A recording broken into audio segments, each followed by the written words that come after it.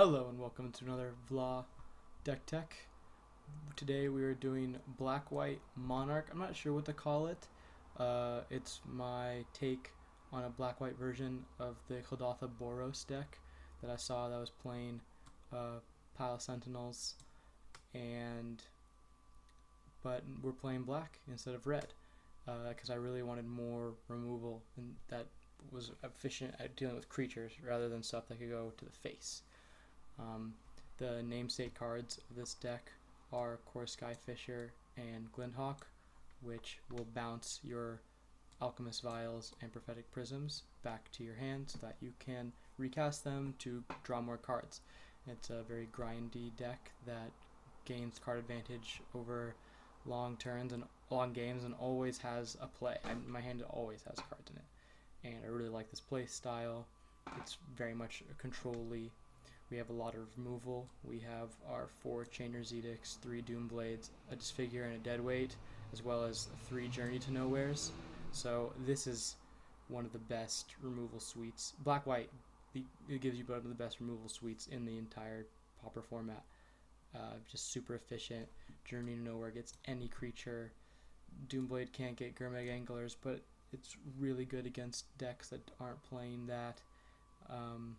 And Disfigure and Deadweight are for the aggro decks. This deck is built around getting card advantage. We also play Thraben Inspector, which you get the clue, and he's like an Edict, Lightning Rod, which is always good, so that your Core Skyfishers and Glinthawks can stay alive. Palace Sentinels, in case you don't know, makes you the Monarch, and if you're the Monarch, then at the end of your turn, you get to draw an extra card.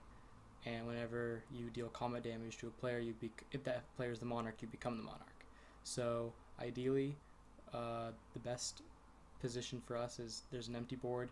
We play Palace Sentinels onto it, become the Monarch, and then our opponent doesn't have any creatures to deal damage to us, and we control the board by drawing multiple cards a turn, removing their stuff, making blockers.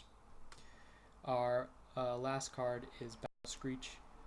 We're playing 4 of them. This is a really, really powerful card for getting lots of power in the air. It's 4 1/1 creatures off of 1 card is really good. They almost always have to bring in some kind of, if they have it, board wrath effect in order to deal with it. And you play 1, make 4 1/1s. They shrivel or they have Incar's Justice. Hopefully not with flashback or buyback. And then that's 1 card they 1-for-1 do instead of you having a bunch of 1/1s. It's just in 1 card. So we're also playing a lot of lands that do a lot of cool things. We're playing Ancient Dens and Vaults of Whispers. In the Kuldotha Boros deck, they really wanted this because Metalcraft was really important.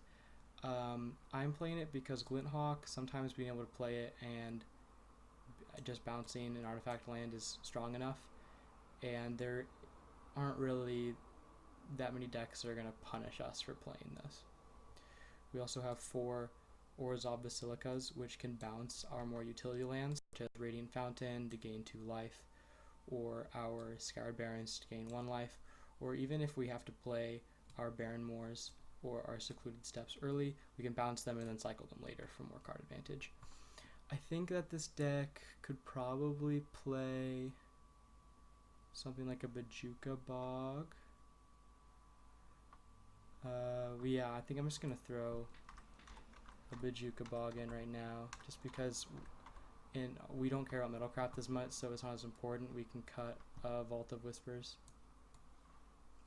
Something like Mortuary Mire is also possible, but I like to have a lot of lands that come into play untapped, so that we can cast our spells on curve.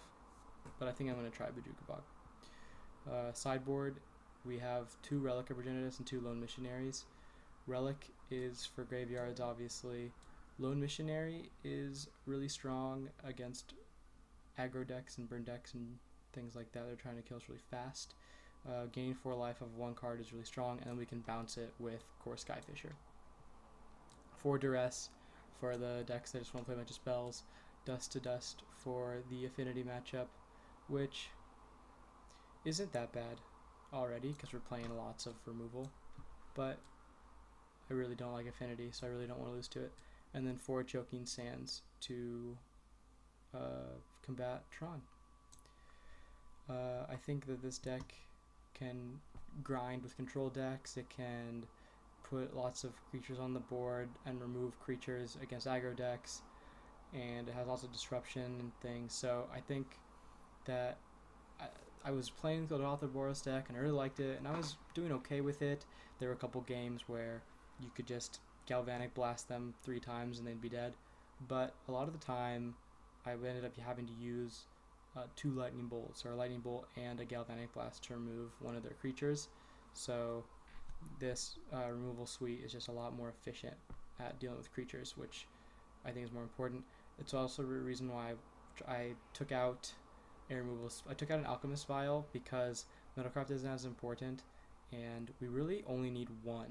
As long as we have 1 Alchemist Vial Prophetic Prism, then we get all our value off the Skyfishers and the Glenhawks. And I wanted to squeeze in a 4th Battle Screech because I think this card is really powerful and a good finisher, and we sometimes can have an issue finishing the game since we're not playing the burn. But I think that this deck will do really well, and I have high hopes. So I'll see you guys in the League from round 1.